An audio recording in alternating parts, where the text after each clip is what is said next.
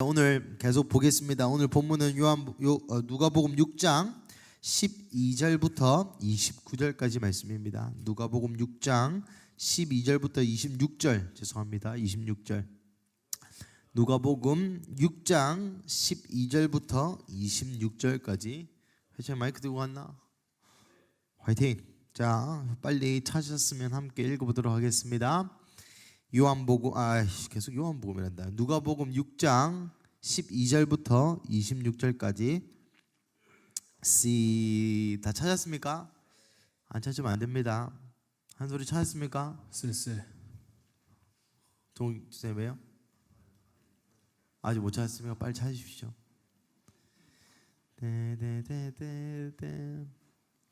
자, 찾은 줄로 알고 읽어보겠습니다.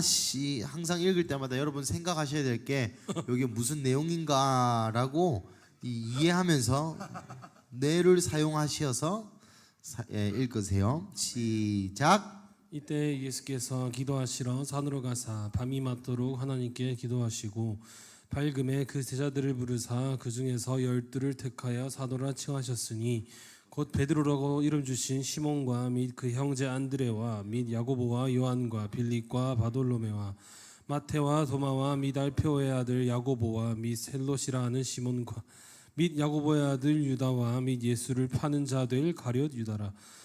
예수께서 저희와 함께 내려오사 평지에 서시니 그 제자의 허다한 무리와 아이가 진짜 미안. 다시 해볼게. 그 자리에서 어디? 어디예요? 12절? 계속 읽으세요. 예수께 이때에 예수께서 기도하러 산 어디? 누가복음 6장 12절 맞습니까? 네. 이때 예수께서 기도하시러 산으로 가사 밤이 새도록 하나님께 기도하시고 밝음에 그 제자들을 부르사 그 중에서 12를 택하여 사도라 칭하셨으니 곧 베드로라고도 이름을 주신 시몬과 그의 동생 안드레와 야고보와 요한과 빌립과 바돌로메와 마테와 도마와 알페오의 아들 야고보와 셀롯이라 하는 시몬과 야고보의 아들 유다와 예수를 파는 자 될 가룟 유다라. 예수께서 그들과 함께 내려오사 평지에 서시니 그 제자의 많은 무리와 예수의 말씀을 듣고 병고침을 받으려고 유대 사방과 예루살렘과 두로와 시돈의 해안으로부터 온 많은 백성도 있더라. 더러운 귀신에게 고난받는 자들도 고침을 받은지라. 온 무리가 예수를 만지려고 힘쓰니 이는 능력이 예수께로부터 나와서 모든 사람을 낫게 함이로라.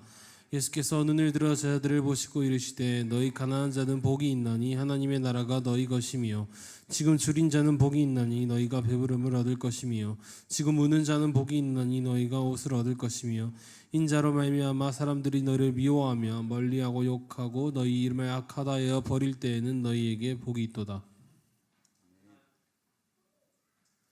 아멘. 26절까지 했는데 22절. 그래요? 죄송합니다. 그날에 기뻐하고 뛰놀라 하늘에서 너희 상이 큼이라. 그들의 주상들이 선지자들에게 이와 같이 하였느니라. 그러나 화 있을진저 너희 부요한 자여 너희는 너희의 위로를 이미 받았도다. 화 있을진저 너희 지금 배부른 자여 너희는 주리리로다. 화 있을진저 너희 지금 웃는 자여 너희가 애통하며 울리로다. 모든 사람이 너희를 칭찬하며 화가 있도다. 그들의 조상들이 거짓 선지자들에게 이와 같이 하였느니라. 아멘. 아멘. 예. 12절. 이때에 예수께서 기도하러 산으로 가사. 언제입니까? 이때가 언제일까요? 2시. 요즘 윤희가 2시를 배워가지고 맨날 몸하면 2시란다. 이때가 언제입니까?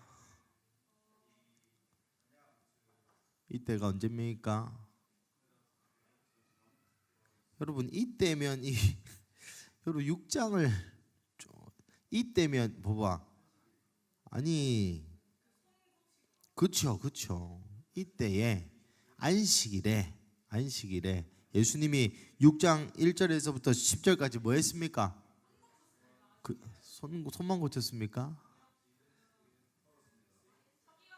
그렇죠. 그렇죠. 그 사람들에게 예수님이 전문용어로 꼽을 줬죠. 그죠?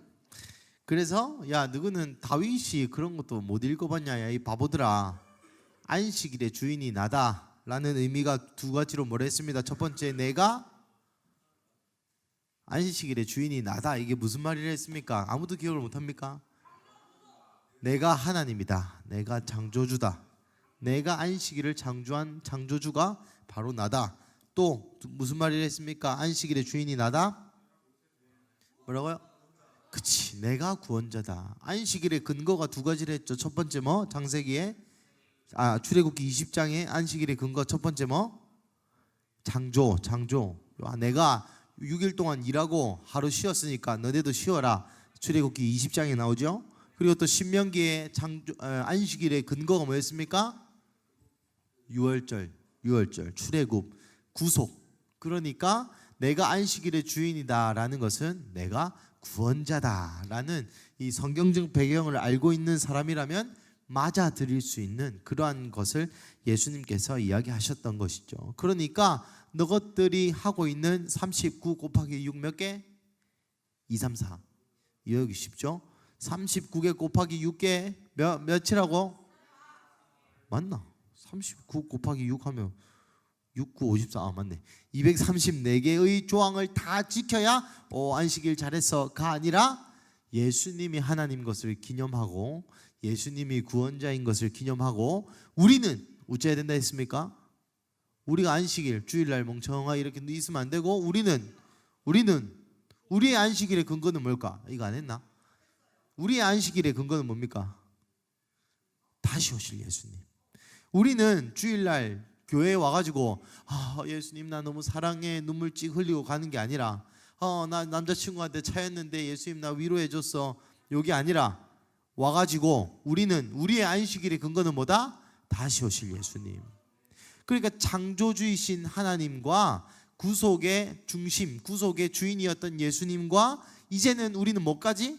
다시 오실 예수님을 기념하고 부활하신 예수님을 기념하고 부활하셨을 뿐만 아니라 다시 오실 예수님을 언제?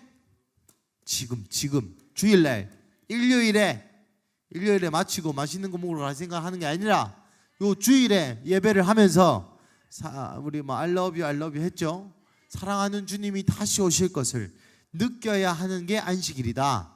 오늘도 여러분 설교를 들으면서 뭘 느껴야 됩니까? 다시 오실 예수님, 창조주 예수님, 구속의 주인 되신 예수님을 느껴야 한다. 느끼고 있습니까? 오늘 잘 느끼고 있습니까? 예배 때 느꼈습니까? 예배 때 뭐 내가 너무 불쌍하고 위로하고 이런 예수님 느끼면 안 됩니다. 그래서 이때 그 말 하시고 난 뒤에 정중간에 마른 손이 마른 자를 세워가지고 치유하신 그 다음에 서기관과 바리새인들이 열받아서 웃잔다 했습니까? 11절에. 그렇죠. 여러분 이거 얘기하면서 제가 그 얘기도 했죠. 여러분 따라해보죠. 기적이 다가 아니다. 예, 제가 경험한 기적을 경험한 사람 중에 절반은 교회 안 다녀요. 신기하죠? 기적을 경험한 사람 중에 한 절반 정도는 교회 안 다닌다고. 능력을 경험했어요. 하나님 믿는 거 알겠지만 난 교회 안 가. 하나님 막 3층 천 가서 만나고 뭐 가위가위보 했다는 사람도 있고 뭐 했던 사람도 있는데 교회 다 안 가. 뭐 예수님 만나고 다 했고 막 기적도 경험하고 뭐 이빨 바뀌고 뭐 눈 보이고 못 듣는데 들리고 이랬는데 교회 안 가. 여러분 여러분 보세요. 기적을 일으켰잖아요, 예수님이. 그럼 사람들이 와 신기하다. 당신 진짜 예수님 맞군요. 이래야 되는데 기적을 일으키니까 오히려 열이 받았어. 무슨 얘기하다가 빨리 맞추려는데 여튼 요 때에 제사장들이 이제 본격적으로 예수님을 죽이려고 결심한 이때에 예수님이 어쨌습니까?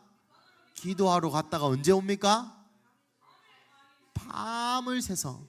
그러니까 여러분 예수님이 뭐 읽어봐서 알겠지만 예수님이 지금 제자를 뽑는, 제자가 아니고 정확히 말해서는 사도를 뽑는 장면인데 사도를 뽑을 때 예수님이 기도했습니다. 인생의 한 번뿐인 일 앞에서 기도했습니다. 여러분 인생의 한 번뿐인 기회 앞에서 얼마나 기도합니까? 회창이 결혼할 때 얼마나 기도했습니까? 좀 많이 했다고? 안 했다고? 밤새서 기도했습니까? 우리 또 라떼는 하면 좀 그렇지만 상인 집사님을 위시한 저 때까지는 막 특별 새벽 기도도 하고 그랬는데 밤에 와가지고 기도도 하고 작정 기도도 하고 100일 기도도 하고 이런 거 했는데 요즘 그런 거 안 하더라. 요 다음부터 좀 해라. 여튼 형주 집사님도 기도 많이 했죠. 강현 집사님 결혼하기 전에 기도 안 했습니까? 형 집사님 기도 안 했습니까? 기도 박진 집사님은 기도 많이 했습니다. 제가 그때 새벽기도 했는데 그 새벽기도 한 반년 나왔습니까? 꽤 많이 나왔죠. 그래도 그죠? 새벽기도를 계속 오시더라고. 집도 먼데 그래갖고 여튼 본론으로 돌아와서 예수님도 무슨 일이 있을 때 계속 기도하고 습관을 쫓아서 기도했다라는 표현이 있죠. 오늘 본문에도 예수님이 무슨 중요한 일이 있을 때 밤을 새서 기도합니다. 그러니까 여러분 나중에 요한복음 17장 가면 이러냐. 아버지여 세상 가운데서 아버지께서 나에게 주신 자들을 내가 뽑았다 이런 표현이 있거든요. 그러니까 예수님이 사도를 뽑을 때 야 니 내 말 잘 들으니까 예 요래 뽑은 게 아니고 하나님이 시키는 대로 뽑았다 이 말입니다. 하나님 시키는 대로. 내가 만약에 예수님이었으면 가룟 유다 안 뽑았지. 내가 예수님이었으면 배신당하는 거 알고 열받아 죽겠는데 가룟 유다 왜 뽑습니까? 그렇게 안 해도 예수님이 결국 죽게 돼 있어요. 근데 배신도 맞고 또 죽어야 돼. 얼마나 기분이 나빠. 그죠?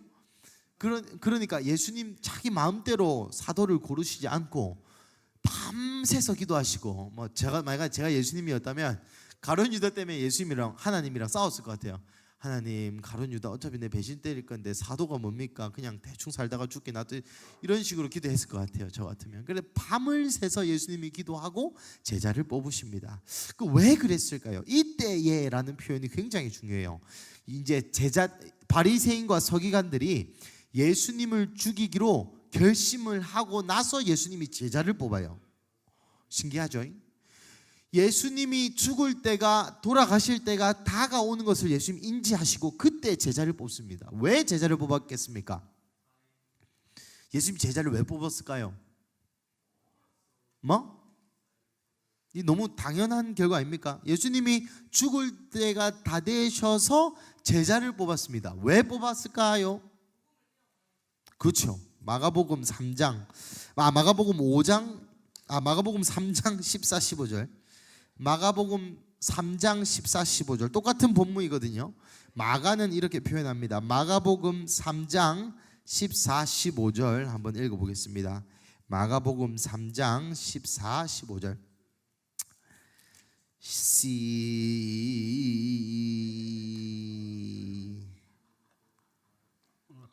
시작.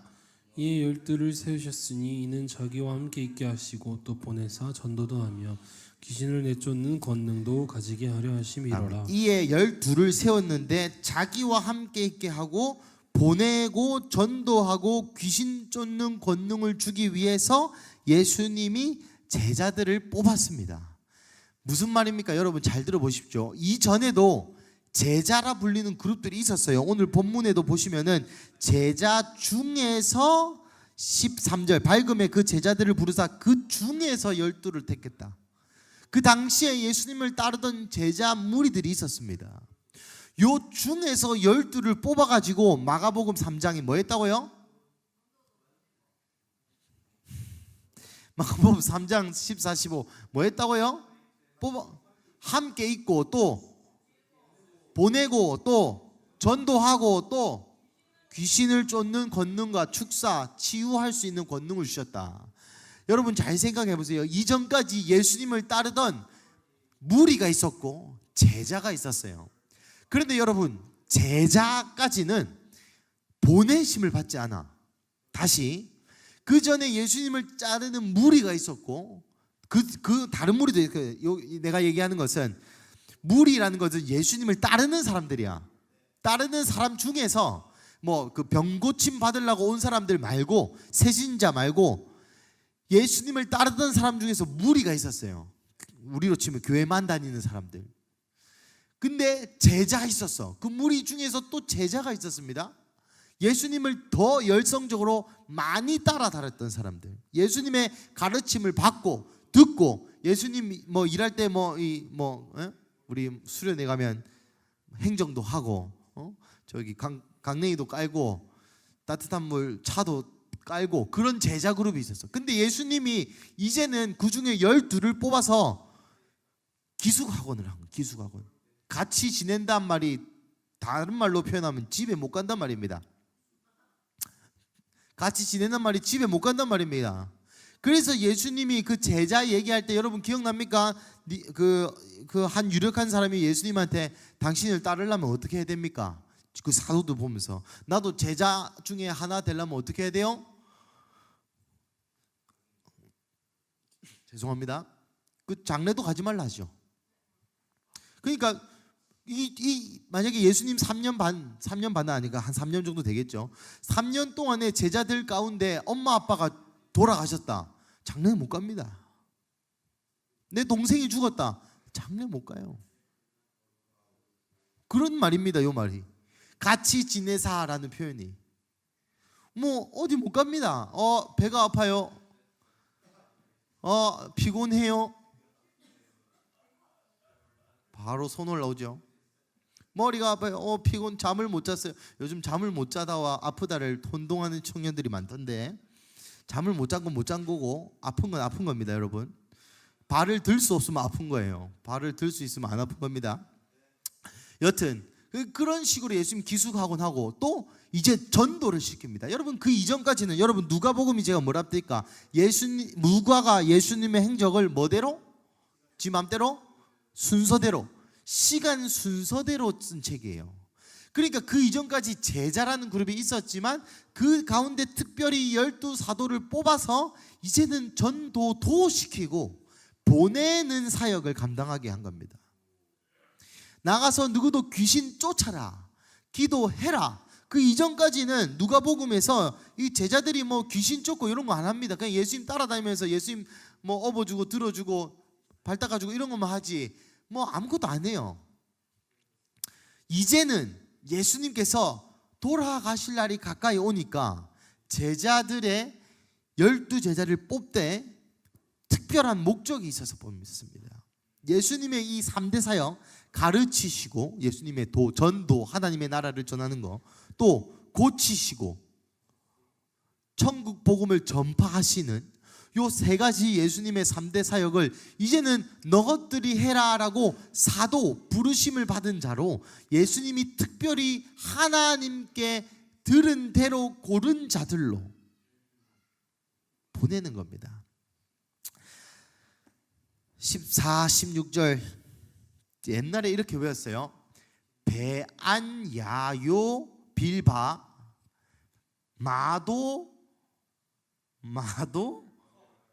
마도석이 아니고 마도, 마테도마, 알페오의 아들 야고보, 마도, 야유 이렇게 외웠습니다. 옛날에 어릴 때는 뭐 다 외울 필요 없고 여튼 12명이다 그러면 알면 됩니다.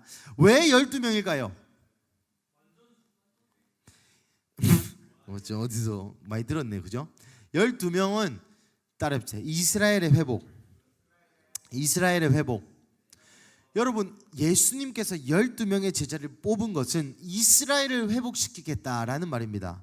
여러분 이스라엘이라는 이름을 가진 한 남자가 있었습니다. 우리가 잘 아는 에즈노네즈 AKA 뭐야? 야곱. 야 이거 성경 좀 읽어라. 이건 모르면 심각한 겁니다. 야곱이 이름이 이스라엘이죠. 야곱의 아들이 12명입니다. 근데 12지파에는 요 레위 지파 없고 그 요셉의 두 지파로 하죠. 므낫세랑 에브라임 뭐 몰라도 됩니다.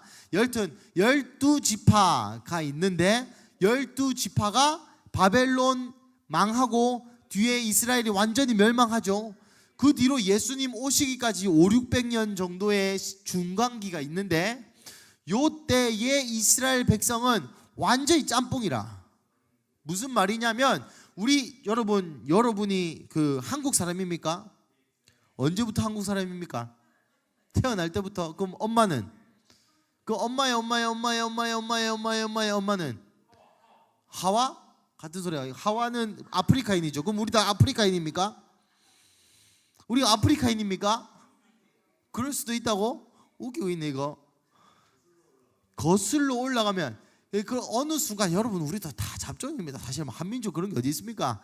이 세상이 이렇게 그 옛날에 뭐 그 양반 뭐 상놈 이래 가지고 그랬다가 나중에 그 매간매작이 성행하면서 다 이거 무슨 첩이라 그러노? 양반 족보를 샀잖아. 우리 다 한 그 당시에 양반이 20%밖에 안 된대. 그 사람이 쭉 자랐으면 아직도 상놈이 80%고 양반이 20%여야 되는데 우리 다 뭐 김영 김씨 30몇 대손 이러고 왕가다 이러고 있잖아요. 다 뻥입니다. 우리 다 뭐 요 중에 앉은 사람의 80%는 원래 상놈이야. 여튼 여러분이 상놈이다 이걸 얘기하려는 게 아니고 이 잠깐에 여러분 조선 시대부터 지금까지 뭐 한 중반까지 때리면 한 500년 조선 왕조가 500년이죠. 500년 동안에도 이렇게 피가 많이 섞이고 없었는데 요 때는 이스라엘 백성이 나라도 없었어. 그러니까 다 어디로 흩어졌잖아요. 그러면서 그 사람들의 순수함이 퇴색됐다 이 말이에요. 퇴색됐다. 많은 사람들이 이스라엘 백성에 대해서 이제는 잊어버릴 때가 됐어요. 왜냐하면 나라 자체가 없어졌거든. 나라 자체가. 여러분 일제강점기가 500년 됐다면 한국 사람이 누구고 일본인이 누구고 우리가 분간할 수 있었을까요? 네, 못하죠. 네버 역시 미안. 외국인 많으니까 영어로 쓰는 회창이가. 여튼 그런 식으로 이스라엘에 대한 민족성이 희미해져 갈 때쯤에 예수님이 12명의 사도를 뽑으시면서 이제 이스라엘의 새로운 이스라엘, 믿음의 자손의 믿음을 따르는 이스라엘, 아브라함의 자손을 내가 여기서 다시 회복시키겠다라는 그런 의지의 표명이기도 합니다. 18절 19절 함께 읽어보겠습니다. 시작. 아니 18절 19절 잘 좀 아니 누가복음 6장 18 19 한번 읽어보도록 하겠습니다. 시작.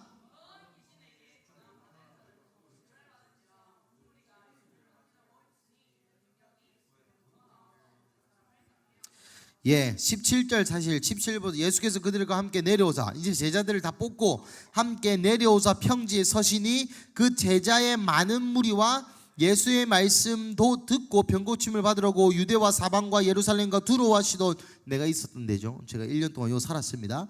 두로와 시돈의 해안으로부터 온 많은 백성도 있더라. 더러운 귀신에게 고난받는 자도 고침을 받고 온 무리가 예수를 만지려고 힘쓰니 이는 능력이 예수께로부터 나와 모든 사람을 낫게 하려 함이라. 예수님이 사도를 뽑고 내려와서 다시 한번 시청각 교육을 시켜줍니다. 봐봐, 이제 네가 이런 일을 해야 된다 라고 거기 있는 19절 말씀이 대박입니다. 모든 사람을 낫게 했습니다. 엄마한테 멱살 잡혀온 애도 낫고 의지가 없던 사람이 와서 나았어요. 예수님 낫게 해주세요 했던 사람도 낫고 뭐 예수님 나 가기 싫어요 해서 왔던 사람도 나았단 말이야. 머리끄댕이 잡혀가서 나은 사람도 많고 예쁜 여자 보고 올라다가 나은 사람도 있고, 그죠? 요즘 신천지가 그 예쁜 여자를 그렇게 많이 푼다대. 예쁜 여자들이 우리 교회 오세요 이러면 남자들이 해가지고 가가지고 부흥한다 뭐 그런 소문이 있더라고요. 여튼 모든 사람을 낫게, 그러니까 여러분 안에 있는 예수님의 영은 모든 사람을 낫게 할 수 있습니다. 단 하나님이 원하시는, 하나님이 말씀하시는 그러한 병 말고, 예를 들면 욥과 같은, 히스기야와 같은 하나님이 특별히 요때까지는 안 고쳐준다 하시는 그런 경우 말고는 모든 사람을 하나님 낫게 하실 수 있는 힘이 있다는 것을 여러분 좀 믿어야 돼요. 제자들이 그거를 보고 믿었습니다. 우리가 하는 게 아니라 모든 사람을 낫게 한 이 예수님의 능력이 나한테 오면 우리도 동일하게 이렇게 할 수 있겠구나라고 예수님이 시청각 교육을 때려주시는 거라. 그래서 그거를 보고 제자들이 힘을 얻습니다. 사랑하는 가족 여러분, 우리는 이 사도, 요즘 사도, 신사도 이단이 많은데 우리가 다 사도라는 게 아니고 이 제자의 자리, 사도의 자리로 이제는 나아가야 돼요. 사도라는 말의 정의는 예수님이 직접 고른 사람을 사도라고 표현합니다. 우리가 사도도 아니다 요즘 말이 많은데 그런 건 차치하고 우리는 이 사도의 자리까지 나아가야 돼요. 왜? 그러려면 왜 이 부분이 성경에 있겠습니까? 우리 12명 우리만 잘났어 이러라고 예수님이 여전히 오늘도 우리에게 말씀하시는 거예요. 나와 함께 지내고 전도하고 같이 먹고 마시고 또 귀신을 쫓는 권능을 너희에게도 주노니 가서 제자 삼아라. 이제 나의 도를 가르치라. 그러니까 여러분 여기 앉아있는 모든 사람이 이 사도처럼 전도할 수 있어야 되고, 매일 예수님과 함께 지낼 수 있어야 되고, 또 나가서 귀신을 내어 쫓고 기도해 줄 수 있어야 된다, 이 말입니다. 뭐라고? 테마가 기도? 예, 테마라는 말이 이상한 거지. 우리는 축사라고 표현하죠.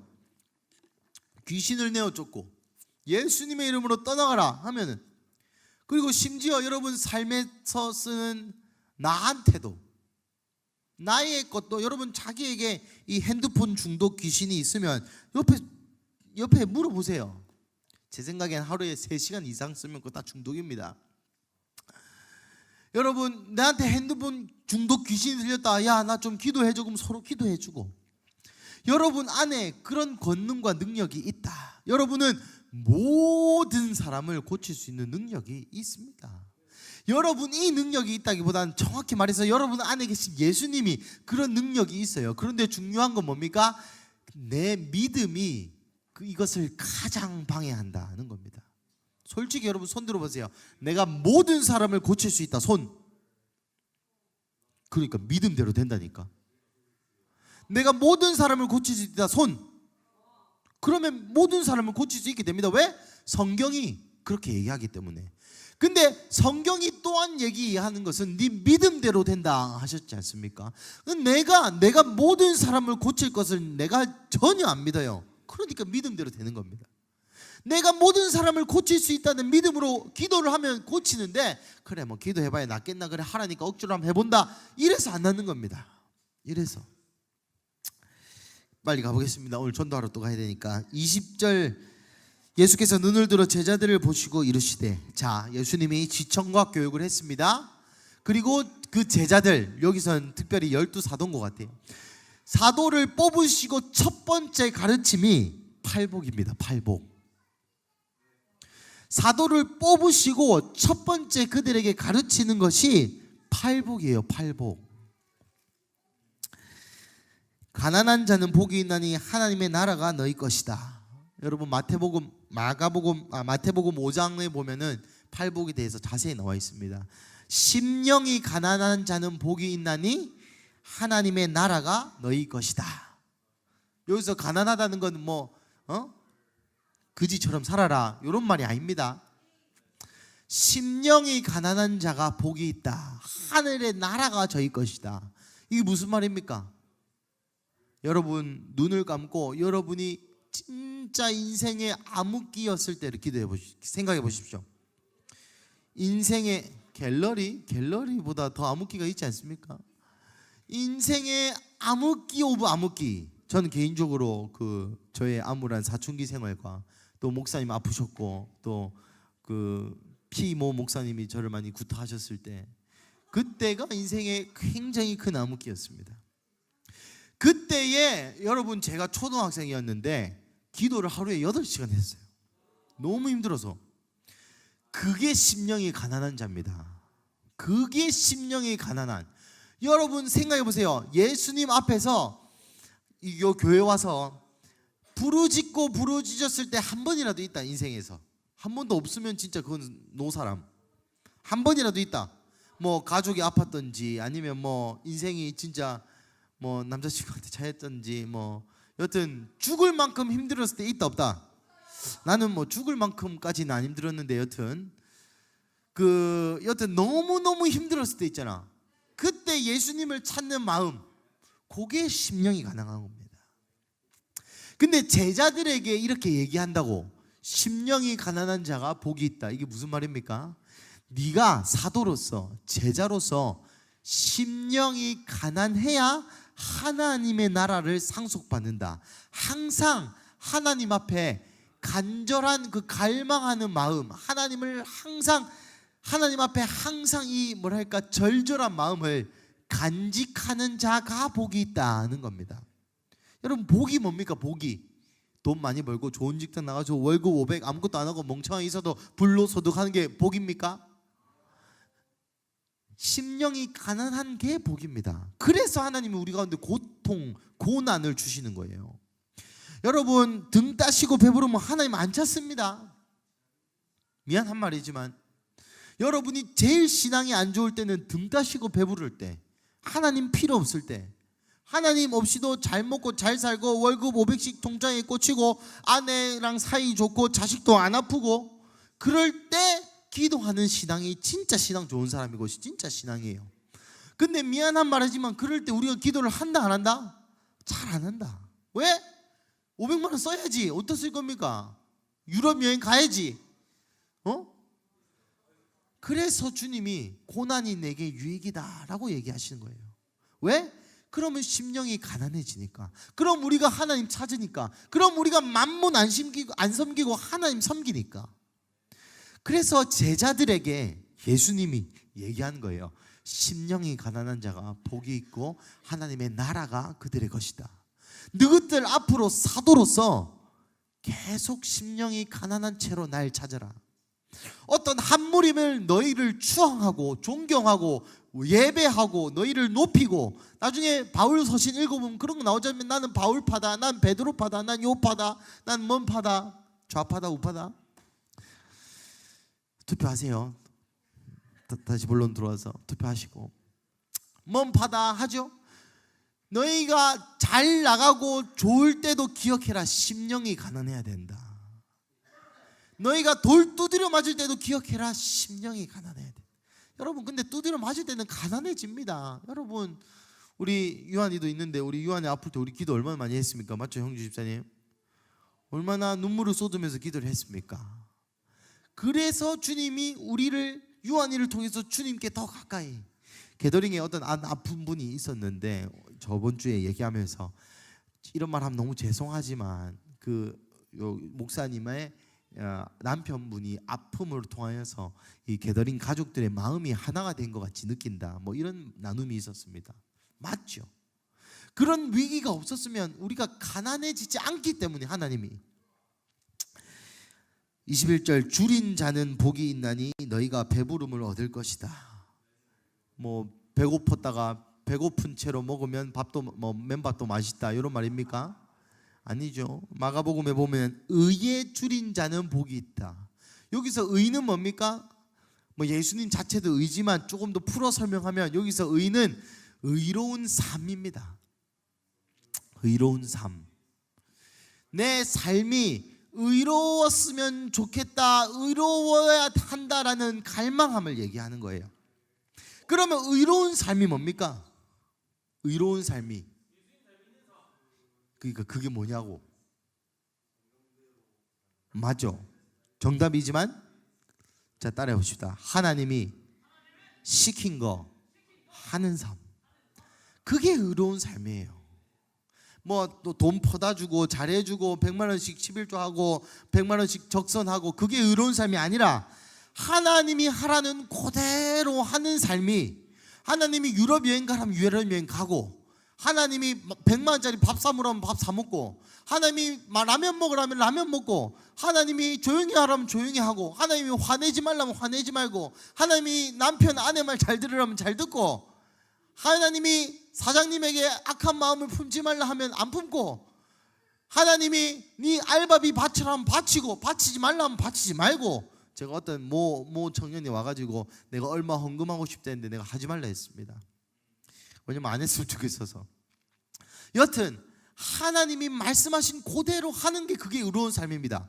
다시, 의에 줄인 자는 복이 있다. 이게 무슨 말이냐면 내 삶이 요럴 생각이냐 드냐 이런 말입니다. 내 삶에, 여러분 생각해 보세요. 오늘 일요일이죠. 월, 화, 수, 목, 금, 토에 의로운 삶이었으면 좋겠다, 뭐 이런 수준 말고 내 삶이 의로운 삶으로 가득 찬 이런 열망이 있었습니까? 너무 아니오라 하니까 좀 그렇네. 그 말인즉슨 내 월, 화, 수, 목, 금, 토의 삶에 하나님이 뭐라 하시는지 관심이라도 있냐 이런 말입니다. 뭐라고? 그건 있었어. 그렇다면 그것을 듣고 그대로 살았냐 하는 거죠. 하나 눈 뜨자마자 뭐 어제 밤에 온 카톡 보고 축구 보고 제 얘기하는 겁니다. 롯데 야구 하이라이트 보고 그렇게 하루를 시작하는 게 아니라 아침에 일어나서 오늘 하나님이 나에게 뭘 하라 하시는지 한 10분이라도 기도하고. 저는 아침에 샤워하면서 요즘 그 정치에 관심이 뭐 조금 생기기 시작해가지고 그 제가 구독하는 그 땡땡 유튜브 또 이 정치색이 드러나면 안 되니까 뭐 색이 있진 않습니다. 여튼 그거 보면서 샤워를 하면서 뭐 보고 그렇게 시간을 보내는데, 그렇게 보내는 게 아니라 저한테 얘기해요. 아침에 딱 일어나서 오늘은 하나님이 나에게 뭘 말씀하실까, 하나님 내게 뭐 하라 하실까라고 생각하고 고민하고 살아가면서 이런 감동이 든다 할 때 그런 일을 하는 게 그게 의인데, 그런 사람이 복이 있다는 겁니다. 아침에 일어나가지고 멍청하게 일어나가지고 출근해야지, 샤워해야지, 옷 입어야지, 직장 가야지, 직장에서 직장하고 밥 먹어야지, 밥 먹고 나와가지고 또 직장하고 4시쯤 졸다가 다시 6시쯤 퇴근하고 와가지고 떡볶이 먹으면서 솔로 지옥 보고 그러고 다시 자고 일어나가지고 그렇게 살아가는 삶 안 된다는 말. 의에 줄인 자가 복이 있습니다. 이 말을 좀 쉽게 표현하면 오늘 하루 하나님이 나에게 뭐라 하시는지, 그리고 그 뭐를 어떻게 내가 행할지 생각하고 관심 가지고 머리에 강박적으로 집어넣고 흘러가는 삶의 조류에 딱 맞서서 게으르지 않고. 여러분, 게으른 건 악한 겁니다. 자, 따라해 봅시다. 자, 이거 뭐 무슨 퀴즈라고 너? 뭐 소 읽고 말 읽고. 말이 왜 안 나노? 뭐 아니 이거 왔다 갔다 하는 그런 퀴즈 있지 않습니까? 아니 그 서로 주고받는 뭐 소 읽고, 그치, 이거 게임처럼 악하고. 그래, 여러분, 게으른 건 악한 겁니다. 악하고 게으른 중이에요. 여러분의 삶에 하나님 음성 듣기를 게으르다면 그거 핑계거리가 아니고 괜찮은 게 아니고 악한 겁니다. 사람 찔러 죽이는 것만큼 악한 거라니까. 그게 우리는 근데 그렇게 심각하게 생각 안 하지 않습니까? 여러분 생각해 보십시오. 여러분 어제 뭐 자극적인 예시를 써서 죄송하지만 살인을 했다 생각해 보세요. 여러분 오늘 교회 와가지고 막 이러고 있지 않겠습니까? 교회를 못 와요? 아니 뭐 안 들켰다 치자 뭐 이러고 있지 않겠습니까? 어제 내 삶에 하나님의 음성이 아무것도 없었다면 이런 리액션이 나와야 된다고. 무슨 말인지 알겠습니까? 우리의 마음이 이런 리액션이 있어야 한다는 말입니다. 의에 줄인 자는 복이 있나니 너희가 배부름을 얻을 것이라. 그만큼 갈망하면, 하나님이 말씀하시고 하나님 말씀하신 대로 순종하면 내 안에 임재가, 내 안에 하나님이 함께 하신다는 그 임마누엘의 삶이. 내가 저번에 예승 형제님이 뭐 엑셀 하면서 눈물을 펑펑 쏟았다 했는 거 기억납니까? 그런 것처럼 여러분의 일상이 흘러 지나가는 쳇바퀴처럼 그러한 인생이 아니고 엑셀을 하면서도 예수님 마음이 느껴져서 눈물이 찍 짜지고. 왜 웃기려고 한 얘기 아니었다. 뭐라고? 지 아니고 찍. 또 타카 박으면서도 예수님도 목수였었지, 그때는 타카가 없었겠지 라고 생각하면서 그러니까 그 예수님 마음을 체휼하고. 아니면 또 오늘 마치고 예수님이 아내에게 꽃을 사라신다. 그럼 타카 박으면서 오늘 지희가 무슨 꽃을 좋아할까 상상하면서 예수님한테, 예수님 뭔 꽃이 좋겠습니까? 야, 할미꽃 사다 주라. 예, 할미꽃 사다 주겠습니다. 이렇게 삶을, 그게 여러분 의에 줄인 삶입니다. 우리가 뭐 대단하게 나와가지고 예수 천국 불신지옥 이게 의를 전파하는 게 아니라 뭐 태극기든 촛불이건 나와가지고 막 이렇게 데모하고 요게 아니고. 요즘 그 정치 그걸 봐가지고 정치용어로 많이 쓰네. 죄송합니다. 여튼 좌파든 우파든 자기의 이념을 실현하기 위해서 이렇게 하는 게 정의가 아니고, 하나님이 매일의 삶에 하라시는 것을 그대로 하는 게 의고, 그것을 하고 싶어 미쳐야 된다라고 얘기하는 게 의에 줄인 자가 복이 있다라는 겁니다. 그런 사람에게 예수님이 배부름으로 응답하세요. 뭐 치킨 피자를 많이 사주신단 말이 아니라 예수님으로 가득 차. 누가 나에게 얼굴에 쌍욕을 박아도 사랑한다 라고 할 수 있는, 누가 나에게 싸대기를 때려도 그래 더 때려라 할 수 있는 그런 배부름, 예수님만으로 완전히 만족한 삶. 여러분, 저번에도 한번 얘기했지만 여러분 인생 가운데 항상 문제가 있을 겁니다. 나이가 들고 결혼을 하고 아를 놓으면 더 큰 문제가 있을 거예요. 여러분 인생 앞에 문제가 없을 때는 없어요. 돈도 미안한데 많아라 하지만 없는 놈들은 항상 없을 것입니다. 마치 나처럼. 요즘 저보고 누가 거지 호소인이라던데, 나 돈 많이 없어요. 항상 돈은 없을 거예요. 항상 돈이. 하연주한테 물어보세요. 요즘 돈 없다 우리. 여튼 이 월급 주는 사장님들 화이팅. 여튼 항상 돈도 없고 항상 문제가 있고 항상 인간관계가 있고, 여러분 미친놈 보존의 법칙이라고 알죠? 항상 그 미친놈 그 사람 나일 수도 있고, 항상 나를 괴롭히는 상사가 있고, 항상 나를 열받게 하는 남편이 있고, 항상 나를 열받게 하는 아내가 있고. 그러니까 아내가 항상 열받게 한다는 게 아니라 뭐 그날따라 열받게 한다 그런 말입니다.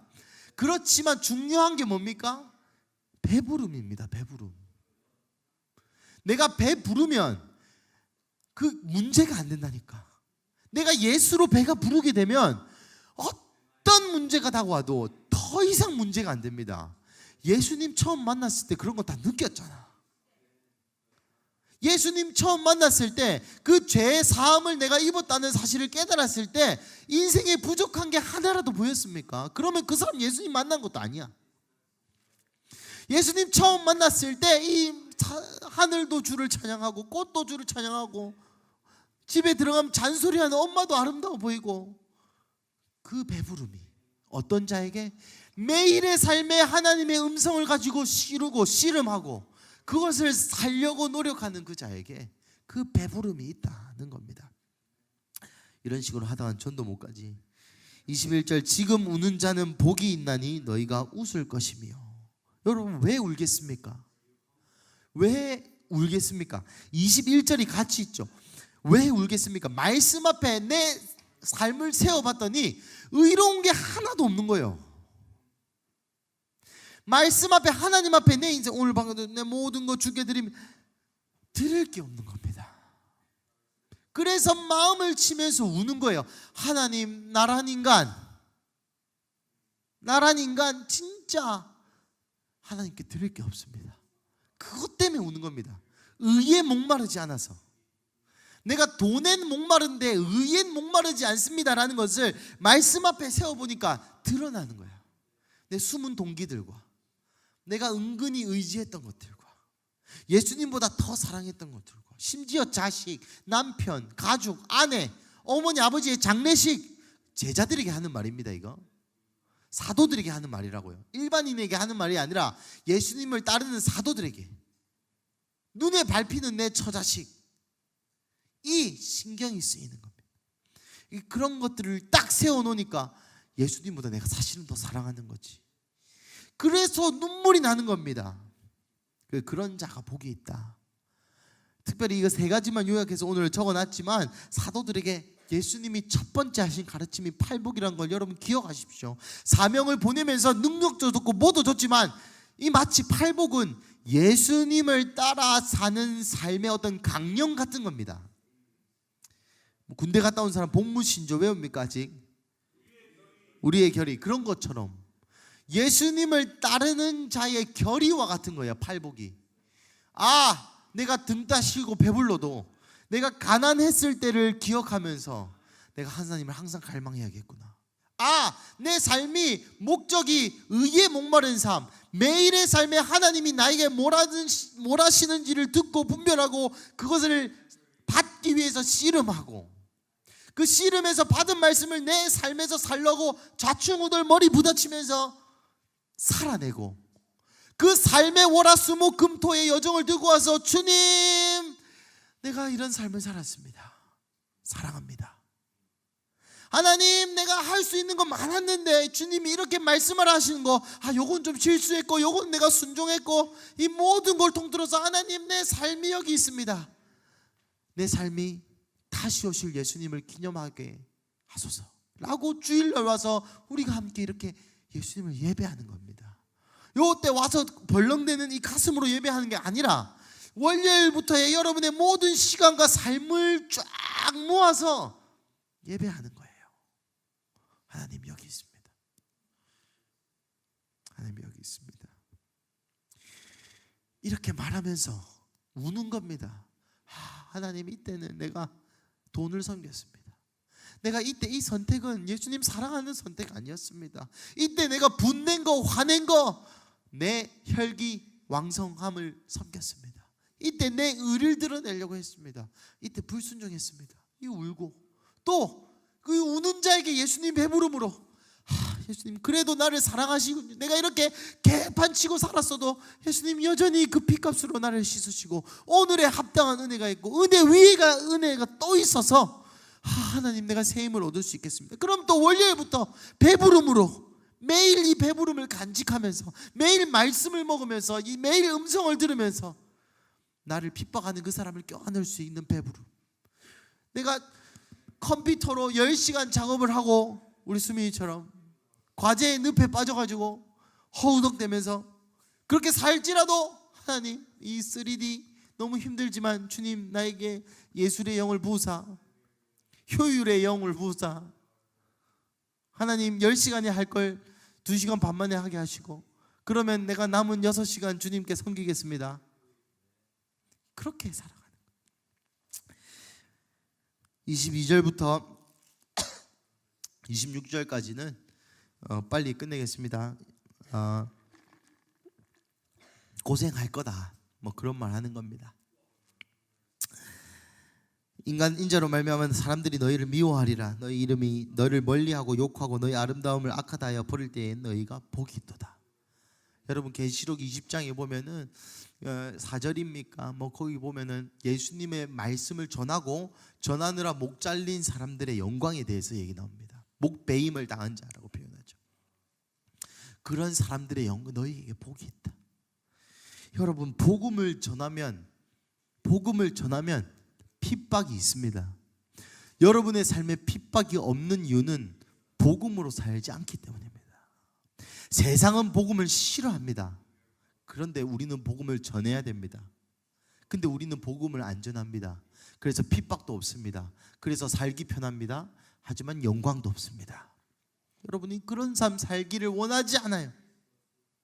그래서 계속 억지로 전도 보내는 겁니다. 거절당하라고. 서연이가 저번 주에 5번 거절당했다 했나? 그것이 서연이의 영광. 서연이가 5천억을 헌금한 것보다 5번 거절당한 것이 훨씬 더 큰 영광이라니까. 그런 삶을 살길 원해요. 제가 여러분의 목사로서 여러분에게 해줄 수 있는 건 여러분이 예수님을 더 사랑하게 하는 일, 말씀을 최대한 잘 씹어서 알아듣는 언어로 전하는 일, 하나님의 마음을 전달하는 일, 그리고 이 세상에서 어떻게 살든지 간에 이 세상에서 한 일 가지고 천국에서 더 영화롭게 되는 것이 제가 목사로서 할 수 있는 최선의 일 아니겠습니까? 그러니까 뭐 말씀 보라 잔소리 하는 거고 왜 지각하냐고 잔소리 하는 거고 아니 하지 말라는 게 아니고 네 얘기라는 거지. 여튼 그렇습니다. 23절 그날에 기뻐하고 뛰놀라 하늘에서 너희의 상급이 큼이라 그들의 조상이 선지자들에게 이와 같이 하였느니라. 여러분 성경에 나오는 선지자들이 얼마나 고통받았습니까? 다니엘 여러분 81살에 사자굴에 들어갔죠. 이사야입니까? 누굽니까? 갑자기 기억이 안 난다. 여튼 이사야는 톱에 쓸려 죽였나? 이사야 맞죠? 스가랴는 돌로 쳐 죽임을 당했습니다. 예레미야는 또 여러분 여기 말하는 사도들은 한 분 빼고 다 십자가에 못 박혀 죽었어요. 순교 당했어요. 십자가에 못 박혀 죽은 게 아니고 순교 당했습니다. 베드로는 거꾸로 달았다 죽었다는 설도 있고 그죠? 심지어 요 세례 요한조차도 목이 잘려 죽고 그렇게 살 것에 대해서 주님이 먼저 예언하신 겁니다. 그래도 따라올래. 말씀을 마무리하겠습니다. 26절 모든 사람이 너희를 칭찬하며 화가 있도다. 그들의 조상이 거짓 선지자들에게 이와 같이 하였느니라.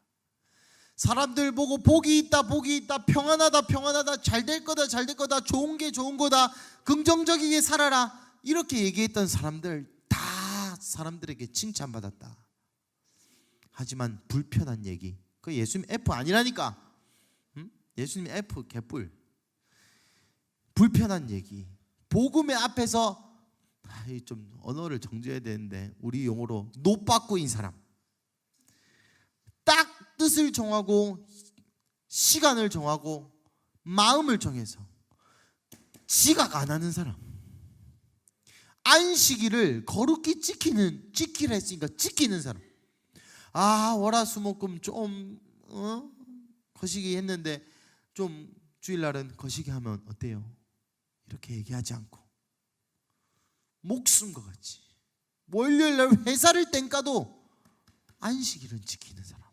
그런 것부터 11조요 꼭 해야 됩니까? 잘 모르겠습니다. 하지만 성경에 있으니까요. 목숨처럼.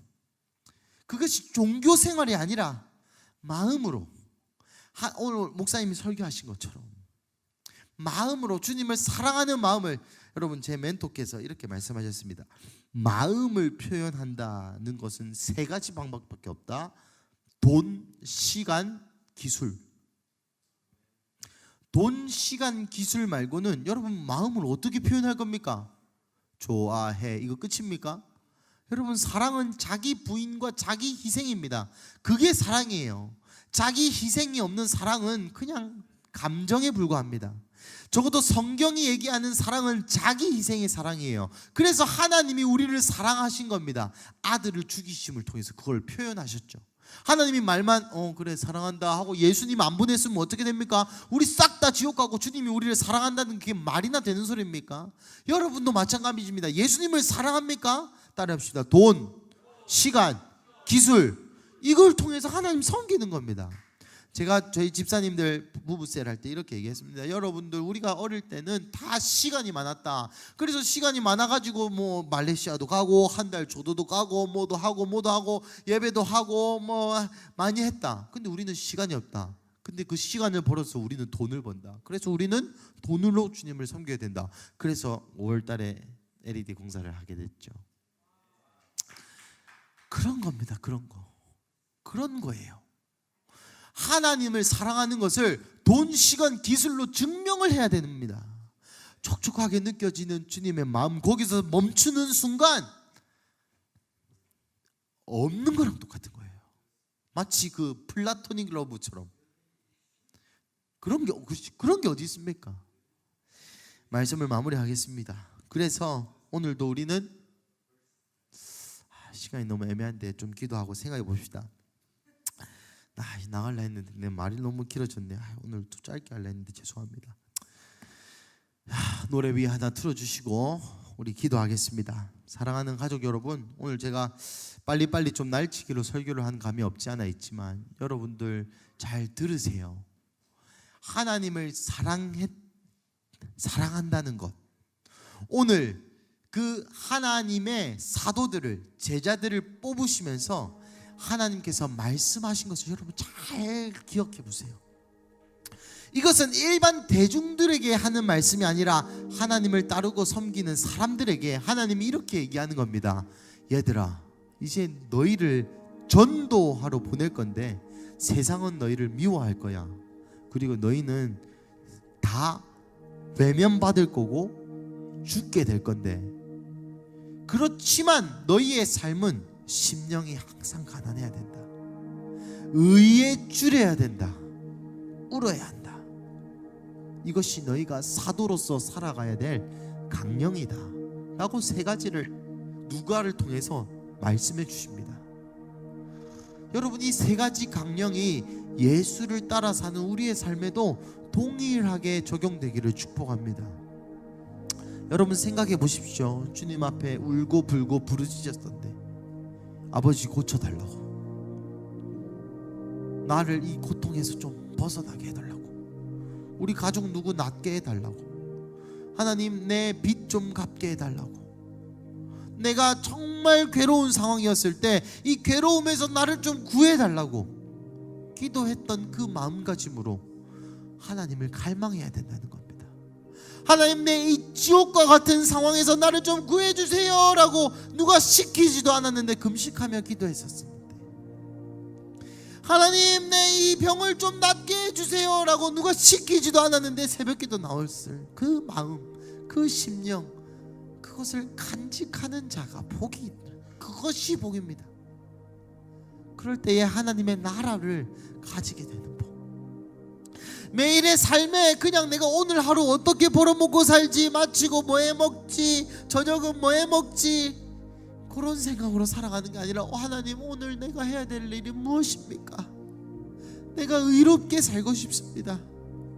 하나님, 한 말씀만 하여 주십시오. 주의 종이 듣겠습니다 라는 마음으로 아침에 일어나서 그 말씀을 따내고 그 말씀을 계속 강박적으로 생각하면서, 하나님, 내가 오늘 엑셀하면서 어떻게 이 말씀을 이룰까요? 하나님, 내가 서류 작업하면서 어떻게 이 말씀을 이룰까요? 하나님, 내가 오늘 몸쓰는 일을 하면서 어떻게 주님 내게 말씀하신 일을 이룰까요? 생각하고 고민하고, 그리고 그걸 살아내고, 그리고 그 인생을 모아서 주일날 주님께 올려드리는 그것이 의로운 삶인데, 그것에 줄여야 한다는 거죠. 줄인다는 말이 무엇입니까? 금식하고 치킨 먹고 싶은 그 마음입니다. 아, 내 삶이 미치도록 그렇게 살고 싶다, 내가 진짜 그렇게 살고 싶다, 그런 마음을 간직해라 라고 예수님이 얘기하는 겁니다. 그리고 울어라. 삶의 조류에 어쩔 수 없는 너희의 연약함을 나도 알고 있으니까 와서 울어라. 말씀 앞에 너희의 삶을 세우고 울어라. 그 겸손한 태도를 가질 때 주님께서 엎드려 있는 우리에게 다시 오셔서 힘을 주십니다. 여러분, 이것이 제자들이 살아가는 방식이었고 예수님께서 사도들에게 가르쳐 주신 삶을 살아가는 방식이었습니다. 사랑하는 가족 여러분, 어떻게 사시겠습니까? 여러분, 이 말씀을 듣고 여러분에게 어떤 마음이 드십니까? 또 마음에 찔림이 있으십니까? 여러분, 마음 찔리라고 이제 이런 얘기 또 반복적으로 계속하는 거 아닙니다. 제가 항상 설교의 결론을 똑같이 맺는 이유는 이제는 조금 찔리고 눈물 나고 감정적인 그 수준을 좀 넘어서서 이제 현실과 좀 마주했으면 좋겠어요. 마음이 찔리고 좀 그렇고 눈물 나고 예수님에게 좀 미안하고 눈물도 조금 나고 이렇게 살면 안 되겠다라는 그런 수준에서 넘어서서 이제는 여러분의 삶과 이 말씀을 좀 대면시켜 보세요. 안 울어도 상관없습니다. 눈물 안 믿습니다. 눈물이 중요한 게 아니라 삶이 중요한 거예요. 계시록 20장 4절입니다. 내가 보좌들을 보니 거기 앉은 자들이 있어 심판하는 권세를 받았도다. 내가 보니 예수를 증언함과 하나님의 말씀 때문에 목배임을 당한 자들의 영혼들과 또 짐승과 그 우상에게 경배하지 아니하고 그들의 이마와 손에 그의 표를 받지 아니한 자들이 살아서 그리스도와 더불어 천년 동안 왕노릇하니. 여러분, 이것이 우리의 삶의 목적입니다. 그리스도와 천년 동안 왕노릇하고 그 영광 그대로 천국 가서 영원히 주님과 함께 사는 것, 이것이 우리의 목적입니다. 자식들 잘 키우는 게 우리의 목적이 아닙니다. 우리의 젊은 인생 노후를 위해서 연금 쌓고 돈 벌고 아파트 사고, 그게 목적이 아니고 예수를 증언함과 짐승에게 절하지 않기 위한 삶, 돈보다 주님을 더 사랑하기 위한 삶, 내 직장에서 하는 일을 가지고 예수님의 다시 오심과 항상 연결시켜서 매일의 삶에서 의롭게 사는 것을 통하여 하나님이 내 의로움을 보시고 영광에서 영광으로 이르게 하는 그 삶이 우리의 삶의 목적입니다. 사랑하는 가족 여러분, 그래서 기도하십시다. 여러분, 저도 이 본문 앞에 자유롭지 못합니다. 저도 당당하지 못해요. 저도 설교를 준비하고 여러분과 함께 예배하고 눈물 흘리고 기도했지만 내 월요일부터 토요일의 삶을 쫙 모아보면 쓰레기밖에 없습니다. 물론 군데군데 이러면 안 된다 하고 한 거 있습니다. 하지만 하나님 내 요랬으니까 내 잘 살았죠 이렇게 말할 감이 죄송한데 저도 안 돼요. 하지만 우리가 넘어지더라도 히브리서의 말씀처럼 우리가 끝까지 그에게 소망을 두면 우리는 그의 집이라 하신 말씀을 가지고 히브리서 12장의 말씀처럼 피 흘리기까지 싸우는 그 전쟁이 우리의 삶 가운데 있어야 한다는 말입니다. 기도하겠습니다. 각자에게 성령께서 감동하게 하시는 제목으로 기도하십시오. 하나님, 내가 의에 줄이지 않습니다. 내가 하나님 말씀을 매일의 삶에 듣는데 소홀합니다. 하나님, 내가 포도주를 그냥 땅바닥에 흘려버립니다. 하나님, 내가 눈물도 나오지 않습니다. 하나님, 내 삶이 뭔가 삐그러지고 내가 팔이 부서지고 내 인생에 큰 결함과 고통이 생겨야만 하나님을 찾는 이 편협한 신앙을 주님 용서하여 주시고 하나님 심령이 가난할 수 있도록 하나님 매일 주님 사랑해요 라고 해도 내 마음이 반응하고 눈물 날 수 있도록 하나님 사랑해요 라는 이 말을 내 월화수목의 삶을 같이 가지고 와서 고백드려도 부끄럽지 않은 삶을 살 수 있도록 여러분 자유롭게 기도하시겠습니다. 여러분 좀 소리를 내셔서 함께 자기가 들을 수 있을 만큼은 소리를 내셔서 함께 기도하겠습니다. 기도하시겠습니다. 사랑하는 하나님, 이 시간 기도합니다. 하나님, 나의 인생을 다시 한번 주님 앞에 의탁합니다. 하나님, 오늘 본문의 말씀처럼 하나님 내 삶이 의로운 것에 줄이지 않습니다. 하나님, 의로운 것은 개뿔 관심 없고 내가 어떻게 더 잘 살지, 어떻게 더 평안하게 살지, 어떻게 내 눈앞에 이 문제 하나 어떻게 해결되지 않냐, 그런 것만 관심 있는 것을 용서하여 주시옵소서. 오늘 내 수입이 얼마고 내가 얼마 있으면 뭘 할 수 있고 그런 거나 고민하지, 오늘 내 삶 가운데 하나님이 뭐라고 말씀하신지는 전혀 개의치 않고 알아도 듣지 않고 알아도 순종하고 싶은 마음 없고 그것이 내 삶의 이익과 돈과 아파트와 자녀 교육과 이런 거와 연관되면 그렇게 살고 싶어하지, 하나님 매일의 삶에 어떻게 주님이 살고 싶어 하시는지를 관심 없는 나의 인생에 주님 다시 한번 자비를 베풀어 주시옵소서. 심령이 가난하지도 않고 의에 줄이지도 않고 그런 내 삶 때문에 울지도 못하는 나의 이 영적인 상황을 용서하여 주사, 예레미야의 말씀처럼 새 언약을 우리 가운데 다시 한번 갱신하여 주사, 우리의 마음에 새살과 같은 부드러운 마음을 허락하여 주시옵소서. 그래서 예수님 이름만 불러도 좋고 예수님 이름만 불러도 마음이 뛰고 예수님 이름만 불러도 이 현실의 객게 묵은 때가 완전히 벗겨지고 새 마음과 신선한 영을 받을 수 있도록 우리 한 명 한 명을 축복하고 한 명 한 명 위에 기름 부어 주시옵소서. 하나님, 다시 한번 기도하는 것은 의에 줄이고 목이 마르게 하여 주십시오. 심령이 가난케 되게 하여 주십시오. 내 인생 등 다시고 배부르고 아무 문제가 없어도 예수님을 갈망하고 추구하고 가난한 마음을 가질 수 있는 그러한 마음을 허락하여 주시옵소서. 하나님, 우리 인생 가운데 예수를 더 궁극적으로 추구할 수 있는 마음을 허락하여 주십시오. 그냥 타성에 젖은 기도, 타성에 젖은 방언, 습관적으로 하는 그저 그런 기도가 아니라 예수님 없으면 안 됩니다 하는 그런 애끓고 갈망하는 마음, 내 눈앞에 문제가 해결되는 것보다 예수님으로 배부르고자 하는 그 간절한 마음을 우리 가운데 허락하여 주시옵소서. 예수님 사랑합니다. 예수님 사랑합니다. 예수님 사랑합니다. 하나님, 내 인생 가운데 더 깊은 갈망함을 허락하여 주시옵소서. 주님, 내 인생 가운데 더 깊은 갈망함을 허락하여 주시옵소서. 예수님만을 갈망할 수 있는 삶, 내 일상에서 예수님만을 갈망할 수 있는 삶. 그래서 주일에 올 때 죄인 모드로 와서 회개만 하고 돌아가는 것이 아니라 예수님 내 삶이 여기 있습니다, 주님 받아주시옵소서라고 이 온갖 제사를 치렀던 이스라엘 백성의 마음처럼 하나님, 나의 마음을 담은 숫염소, 내 마음을 담은 숫양, 내 마음을 담은 나의 인생을 가지고 주님을 섬기게 하여 주시옵소서. 하나님, 각장 가운데 말씀하실 것들을 말씀하여 주시옵소서.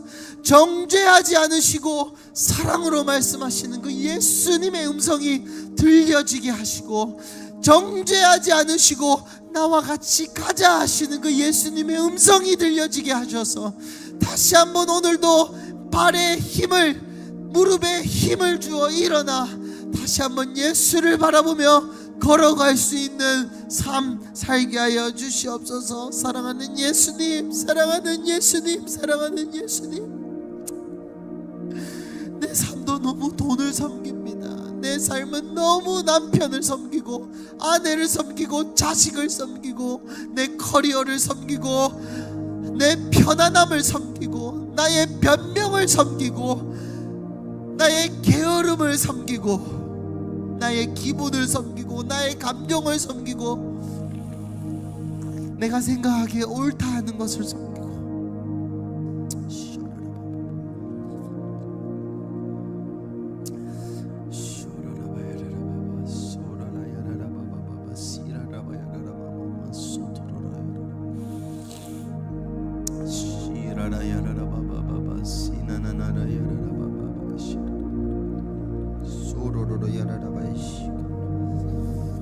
주님, 내 삶에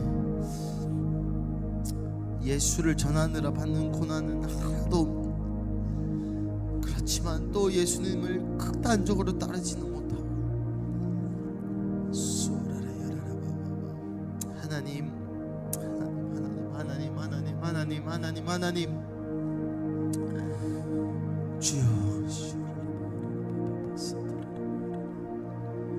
쇼라라야라나나나 시카라라바야라라바야라라바바바바 사명으로 일어나게 하옵소서. 하나님, 우리의 삶이 사명으로 일어나게 하옵소서.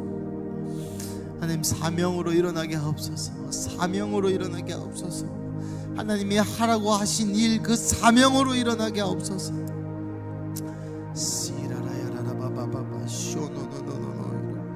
여러분, 큰 소리로 기도하지 않아도 좋습니다. 하지만 여러분의 삶을 담아서 다시 한번 기도해 보십시오. 예수님이 여러분 앞에 계시다고 상상하시고 그 예수님 앞에, 주님 내가 의의 줄입니다, 하나님 내가 심령이 가난한 상태로 주님을 부르짖습니다. 주님, 나의 삶에 깊숙이 임하여 주십시오라고 다시 한번 고백하면서 기도하시겠습니다. 기도하시겠습니다. 사랑하는 예수님, 내 삶에 깊숙이 임하여 주시옵소서. 하나님, 내 삶 군데군데에 깊숙이 임하여 주시옵소서. 예수님과 전혀 상관없는 일상을 그냥 스쳐 지나가듯 살아가는 그러한 기독교인이 아니라, 그러한 예수 믿는 자, 그러한 제자, 그러한 사도적 삶을 사는 자가 아니라, 오늘 본문의 말씀처럼 의에 줄이고 심령이 가난하고 마음으로 울 수 있는 자가 우리가 되게 하여 주시옵소서. 직장에서 복음을 전하다가, 하나님 학교에서 복음을 전하다가, 거리에서 복음을 전하다가 거절당하게 하시고 손가락질 당하게 하시고 바보가 되게 하셔서, 하나님 그 고난과 그 거절과 그 아픔과 그 멸시가 우리의 영광이라고 소리칠 수 있는 초대 사도들도 그러하였고, 북한의 지하교회와 중국의 지하교인들도 그리하였고, 수많은 무슬림 가운데 있는 기독교인들이 그리하고 있는 것처럼, 주님, 우리에게 이 복음이 부끄러운 것이 아니라, 복음 전하는 우리의 삶이 이단 같고 사회적으로 지탄을 받고 손가락질 받는 그런 일이라 할지라도, 나의 모든 쪽팔림을 팔아, 나의 모든 수치를 팔아 예수 그리스도의 도를 전할 수 있다면 그 길을 선택할 수 있는 사람 되게 하여 주시옵소서.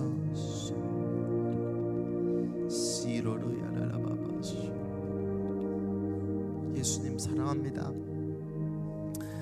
우리 마지막으로 이렇게 기도하겠습니다. 마지막으로 예수님 사랑합니다 라고 고백했으면 좋겠습니다.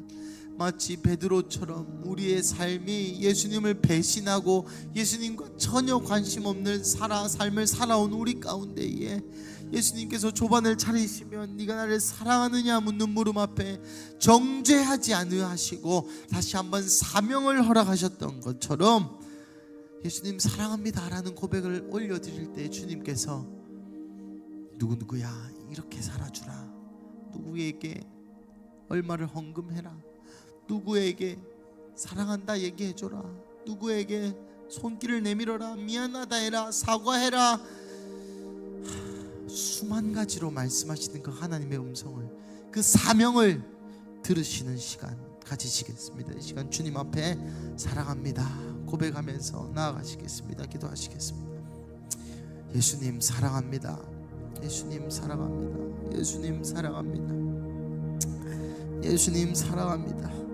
나의 인생이, 나의 월화수목금토가 주를 경외하고 주를 사랑하는 삶, 합당하는 삶을 살지 못하였지만 주님 나의 실패에 정죄하시고 나의 실패에 판단하시는 것이 아니라 아버지의 마음으로 나를 끌어안으시며 내 양을 먹이라, 내 양을 치라, 내 양을 먹이라 하신 주님, 다시 일어나 나를 따르라 말씀하시는 주의 음성을 듣습니다. 하나님, 구체적으로 우리가 무엇을 해야 하는지 말씀하여 주시옵소서. 그래서 우리가 예수님의 삶처럼 하나님께서 하라고 하시는 일을 이루어 하나님을 영화롭게 하는 삶 살게 하여 주시옵소서.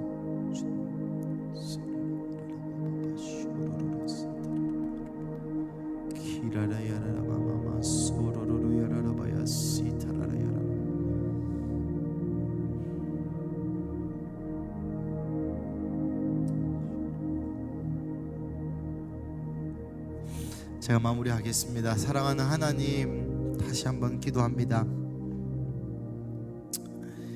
주님, 심령이 가난한 자가, 의의 목이 마른 자가, 우는 자가 복이 있다 하신 예수님,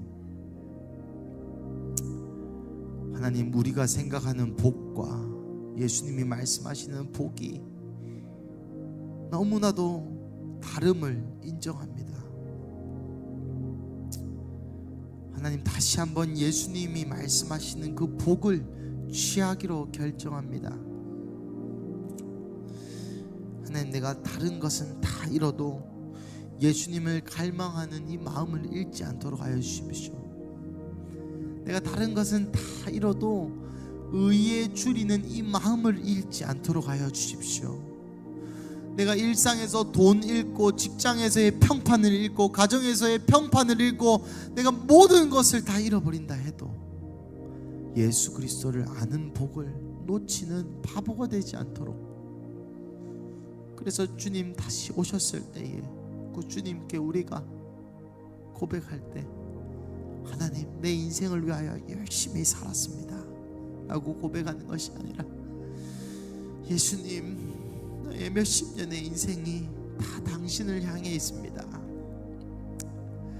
내 이 선택도 주를 위함이었고, 나의 저 선택도 주를 위함이었고, 나의 20대도 주를 위했고, 나의 30대도 주를 위했고, 나의 자녀도 주를 위하여 길렀고, 내 돈도 다 주를 위하여 썼고, 내 자녀도 다 주를 위하여 바쳤고, 내 사역도 다 예수를 위함이었으며,